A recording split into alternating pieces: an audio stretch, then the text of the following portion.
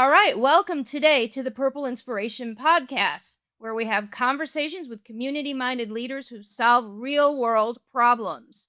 We offer real stories, common sense solutions, and feature those who are leaders. And today I have with me an exceptional leader, my good friend Debora Allen. For 25 years, Debbie has been served in the financial industry, and she's done it all. She's been a tax manager, an auditor, a CPA. She's done mergers and acquisitions for businesses and nonprofits. She's served as a CEO, a small business owner, and most importantly, a public servant and a very civic minded leader. She is one of the hardest working, most dedicated change agents that I know, without a doubt, and has taken on some of the most challenging problems in our region. She emerges always with thoughtful and strategic solutions, and I've totally appreciated that. She served on the board of the Contra Costa Employee Retirement System, better known as Sarah, spending hundreds of hours in pension related training programs. So she's an expert on pension policy. And most recently, she retired after 8 years as director of BART, which, for those viewers who don't know what that is, that's a Bay Area Rapid Transit. That is the system that helps to Daniel, you'll do this over, right? Most recently, she retired after 8 years as director of BART Bay Area Rapid Transit. She fought to put in place the first independent auditor and protected safety on BART more than anyone else. For those of you that don't know, BART is Bay Area Rapid Transit, which takes us from our homes through the system on BART to our work every day. Also takes us to entertainment venues and really helps with traffic mitigation in our area. So, Debbie, welcome to the show. It's very, very nice to have you. Well, Judy, it is really an honor to be here with you today, and I'm so excited for your new show. Thank you for the great introduction. What would you Let's like to go. know? Well, one of the burning things that's been on the front page of the newspapers, not surprisingly, is about BART and a very important transportation measure that is going to be on the November ballot in California. So, BART is the public transportation agency that strives to provide safe, reliable, clean, quality transit service for riders. And we know they've had issues with all of those things over the years, and you did a lot to try to correct those things. And as I said, every day, BART does connect people to jobs.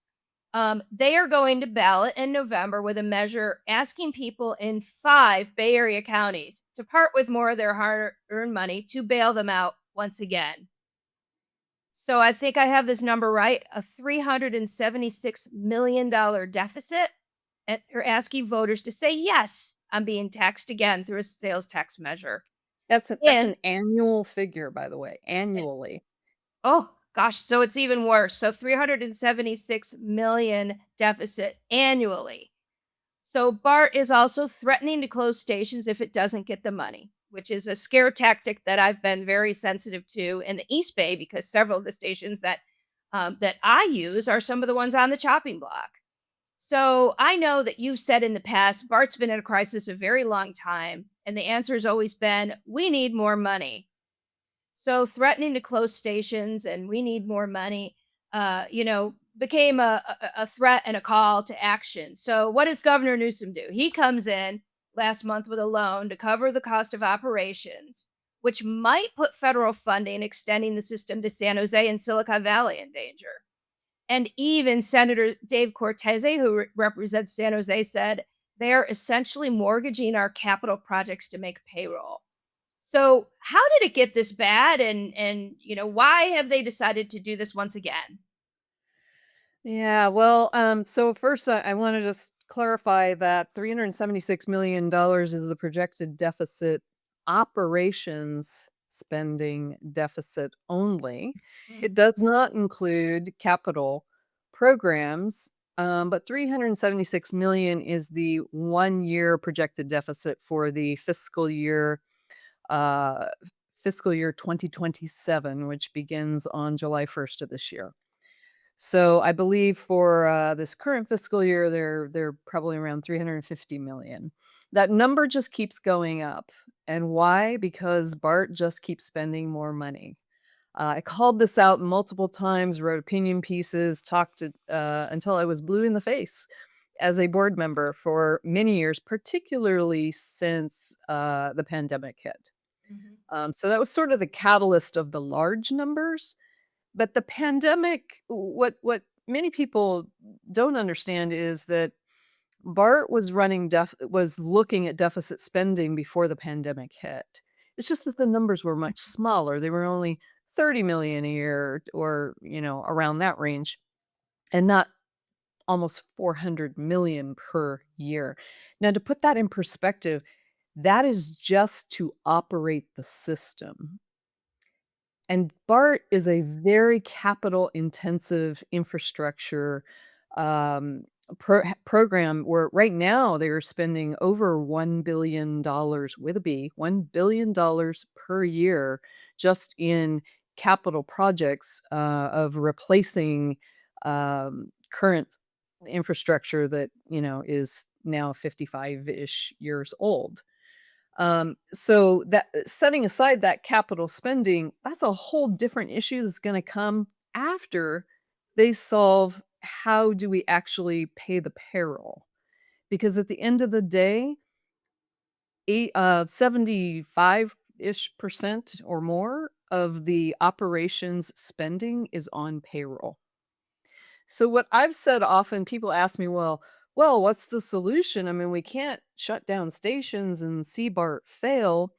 Well, we probably do need to see some of that because BART operates on a very old uh, um, program that was developed back in the late 1960s. I mean, we're talking Pong era here, right? We were all playing a little Pong game. Um, eh, they haven't spent the time and the energy and the money to restructure the way the system operates. And that is from the top down, from an elected board, which honestly, this board should not be elected. It's only one of two transit systems in America left that actually uses the political process to elect board members. And Wow. then, that all the way to the organizational structure, the management structure. These are all things I worked on when I was 8 years as a board member.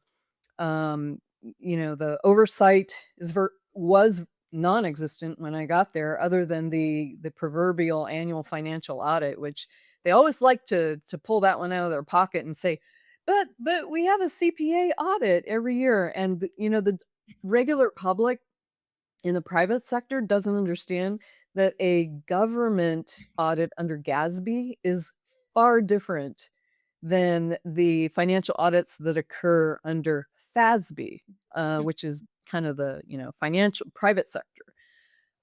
Rules are very different.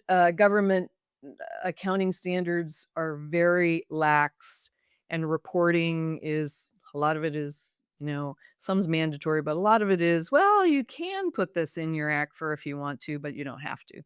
When I got there, BART was not doing an annual comprehensive financial report. They did not have an audit committee, and the internal controls over how money was being spent was really just laughable. I mean, I spent a lot of years in the construction industry, and because they were spending so much of their money on infrastructure projects, I started, asking the normal questions of internal controls and reporting on how they're doing.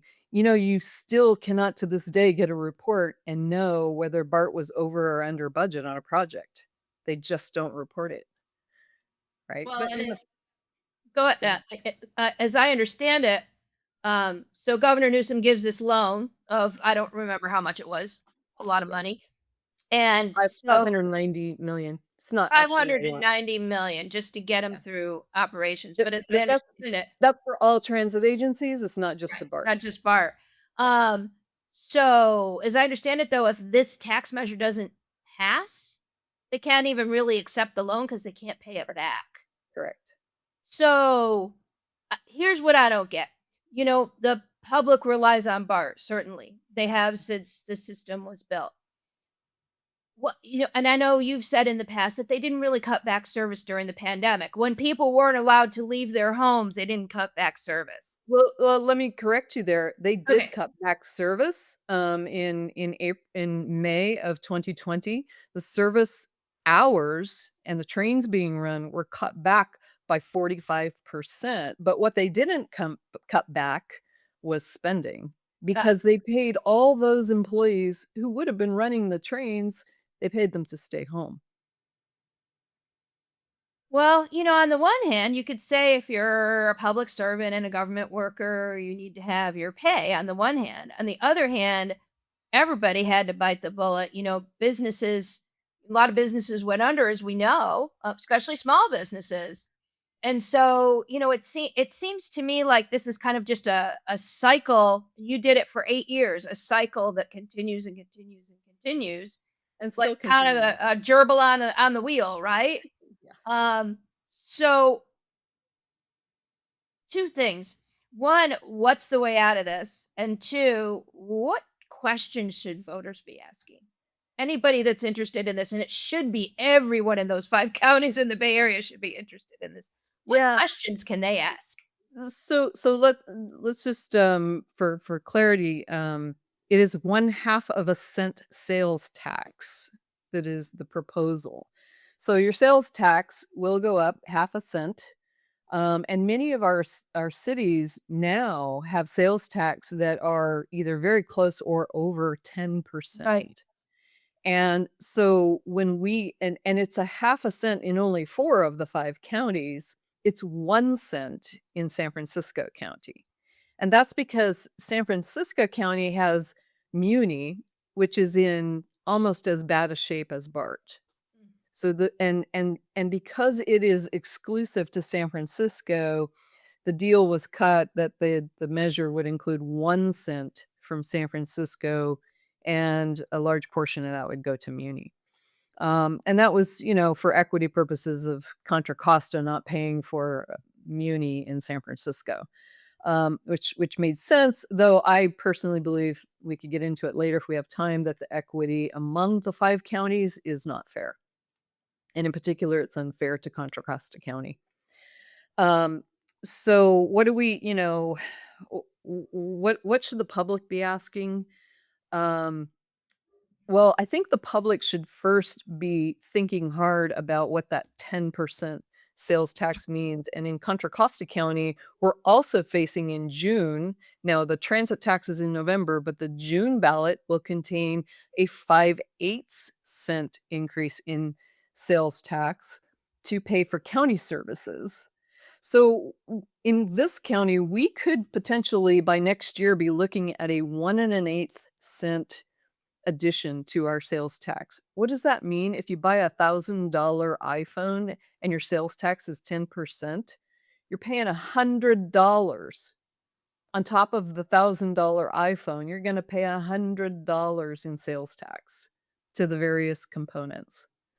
So my first thing is, sales tax is not the avenue to fund BART. Okay, it was originally funded back in 1960, 72. I don't know when the tax actually started, but BART opened in 72, and there was a 1/2 a cent transportation tax put in place to fund the operations of BART. Even though they said, well, in a very short time, it will be self-sustaining and BART won't even need any taxpayer assistance. That didn't happen. But if you think about how sales tax is designed, as the price of goods increases, so does the sales tax revenue. So that number is always going up, anything that's funded by sales tax. So now what we're saying is, and this is a 14-year tax, by the way. They say it's temporary, although we know there's no such There's thing no as such thing as a temporary tax in California. That's right. But so now we're gonna put another 1/2 a cent in, and the 1/2 a cent this time is not just to BART. It is to primarily, about 65% goes to 4 agencies: Muni, Caltrain, BART, and AC Transit. So what should the public be thinking about? Well, it depends on I guess if you're a transit rider and you really are wholly dependent on transit, you're gonna want the voters to pass the sales tax increase and have everyone help pay for your mode of transportation. The problem here is that, I think it's somewhere around 10% of the population actually uses Bay Area transit. So there's that part of can we afford it? Do we want to keep funding these types of things with more sales tax? But the second part of this for me personally, after 8 years on that bar board, is are they spending our dollars wisely? Mhm. Right? And I'm here to tell you, I watched an awful lot of fraud, waste, and abuse in that agency. I was instrumental in getting an audit committee put in place, in changing the financial auditors, in recruiting and developing the Office of Inspector General for oversight. But even that Office of Inspector General is limited in its capacity to actually change the way BART operates. The measure itself has a whole lot of words, and actually the measure itself is born out of, a Senate Bill 63 that passed and was signed by the governor last year. That has a whole lot of words about accountability and oversight, right? Those were my words for 8 years. They took my words and put it into the bill and put a whole lot of words after it that mean absolutely nothing. And I will be coming out actually with some material on this, about how absurd the so-called oversight is in this bill. It's not going to give any more oversight to any of these agencies than they already have. And what little oversight they say that they're putting in place is, basically fox and henhouse kind of stuff where they're oversighting themselves. Ugh. You know, it sounds to me like it's kind of exactly what we don't want from our government, which is we want government to be efficient. We want government to serve the public. And it sounds to me it's more like the public serving the government, if you It think is. about it. And I do want to hit on one point, just to talk about your record at BART. You were very, very supportive of BART police, and you were very outspoken about safety. Yes. And I could tell you as someone that's not a frequent BART rider, but I ride it into San Francisco. There was a time when people were pretty scared to take the BART train, and you never knew what you were going to find when you got on it. Sometimes you would find homeless people on it. Sometimes you would find somebody that you weren't quite sure wasn't equipped with a weapon. Um, Tell me a little bit about the reforms that you were able to enact and your focus on safety, because I think that's really really important. Yeah, well, thanks for asking that. The answers to cleaning up BART when I ran my campaign, because it's a political campaign, you have to run to be elected to the BART board. When I did that in 2016, my campaign was fix our BART. I Okay. remember that. Because it was in bad shape in 2016, and who would have thought that it would get even worse after the pandemic hit? So that was my campaign, but I had no idea the headwinds that I would face when I got there, as I was elected with 3 other new directors who came on board, and 2 of them were activists, against policing, right? I mean, they were just that was their mission, was to, and in fact, some of them, and one was elected another one elected in 2018, ran on a campaign of "We must defund the BART police." This is before 2020, right? So they were on this mission then. The headwind there, I had no idea, because to me, the answer of fixing our BART and cleaning it up was right there in front of our faces, and it had been in front of our faces for 10 years. And the answer was replace the fare gates and start making transit serve people who are paying for transit, Mhm. right? And ultimately we did put in place some programs for low income people that they, are paying half the fare, half the normal fare. to help people low income actually still be able to use transit because the price keeps going up. But some of the things that I did accomplish when I was there, I was really disappointed I didn't accomplish the no panhandling ordinance, which, if you don't like people in your face on a train, walking around with a hat asking you for money, is really simple. All BART had to do was just pass a no panhandling ordinance, and then it could be enforced to whatever degree they saw fit. And I lost that on a 5-4 vote. Oh. So a 4-5 vote, I should say.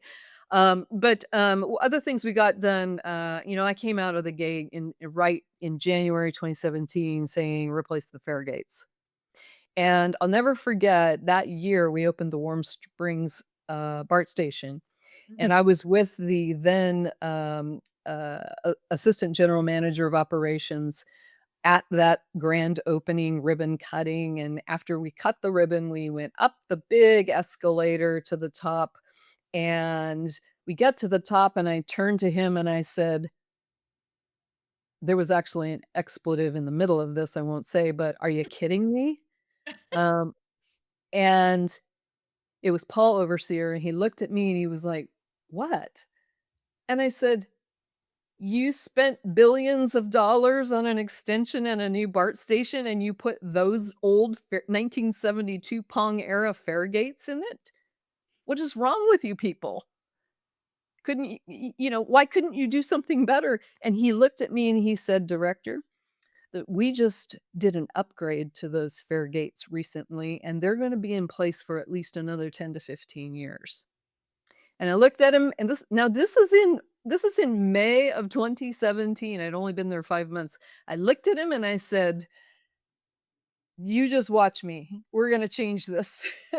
Well, as it turned out, it took my whole 8 years there to get there. But I am actually proud that BART did celebrate the complete replacement in all the stations of the fare gates with the new taller saloon-style door, fare gates, which are much more secure. And even BART is putting out material about how much money this is saving in maintenance, from not having to clean up graffiti and the damage that was being done and the mayhem, and even the crime has gone down, although crime going down has to do with some other things too. Um, all of that has improved, and BART is actually attributing it to the fare gates, not in all of that in addition to additional revenue, right? And they're saying that's 10 million. I think it's more, but that's their number. Well, I so appreciate you and the work that you did. Your financial background was certainly what they needed there, and I actually was going to bring up our county measure because I think it's going to be very hard. Whatever you want to say about the economy, whatever spin you want to put on it, people are still hurting, and California's still way too That's right. expensive. Yeah. And so when you tell people, well, we want to give you a few cent, a little under a cent sales tax in your county, and then we want to go do another half cent. I think once we hit that 10% mark, that's where you're going to lose voters. But I think the bad thing, as I understand it, is even if our county in Contra Costa doesn't pass the tax measure on BART, if the other counties do, it That's still right. passes. That's So right. we're still stuck with it. And in fact, in 2016, Contra Costa County did not pass Measure RR, the infrastructure measure. Remember, BART got $3.5 billion in 2016 out of Measure RR, for infrastructure replacement. And what they didn't tell people, and this kind of goes back to what I said at the beginning about how there's an operating budget and there's a capital budget. That 3.5 billion was for capital projects, replacement of the system and the tracks, the electrical systems, everything was, 60 years old. And that money was dedicated to that at really the net is 3 billion because half a billion goes to all the fees for the bonds and the interest and all of that. So they got $3 billion, but at the time they were telling the voters that they needed somewhere around 5 or 6 billion total, and that they had I'm sorry, it was 9 billion, but they had all the rest of that lined up, and all they needed was just this $3 billion. But here we are now 9 years later, and we have this big operating deficit, but on top of that, they're not talking about the big deficit they have in, again, in funding infrastructure projects. And as I was leaving at the end of 24, the number that was given to me was that there were around $4 billion of critical infrastructure projects that they did not have funding for, that need to be done in the next 10 years. They're critical. Well, So you know, I what's gonna come next after the sales tax? Next, we're gonna see another property, a measure our property tax that's gonna come again, and it's just going to keep coming. And by the way, the BART stands to get 300 million a year out of this sales tax increase in November. That's not enough. By their own projections, that is not enough money to fill their projected deficits going forward. Yet well, they've done nothing to cut costs. Though they've got some nice narratives out there. By the way, don't believe what they're telling you. It's a lot of it is spin. Nice narratives about how they cut 300 positions during the pandemic critical years. And what I say to that is, yeah, I was there on that board. They cut those positions because they were vacant. They were vacant positions. They cut them and then they added them back in other places. And so net between fiscal year 2019 and fiscal year 2025, BART increased the number of operating positions that it carries by 10%. And it's only carrying still 50% of the ridership. And they restored full service. They're running more hours today than they did back in 2019, more train hours. I mean, it just seems to spiral out of control, but let's now I don't want to leave our audience on this note of, gloom and doom, which I feel like unfortunately we're suffering with.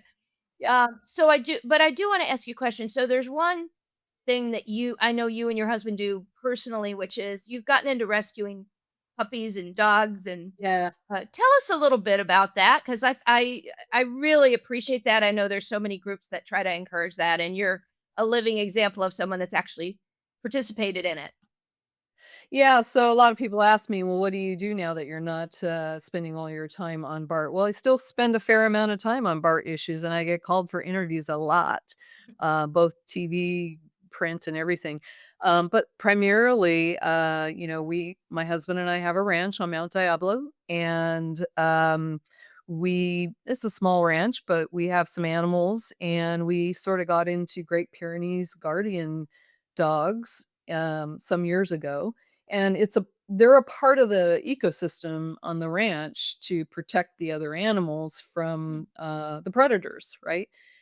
And now, so we raised a few of them, and then they passed on, and we got another new puppy and raised a puppy, and now most recently we are actually rescuing these beautiful guardian dogs. Great Pyrenees are just really fantastic dogs, and we are on now number 3 Great Pyrenees, the 3rd one that we have rescued from a valley ranch where the owner died, and, the dog is left behind.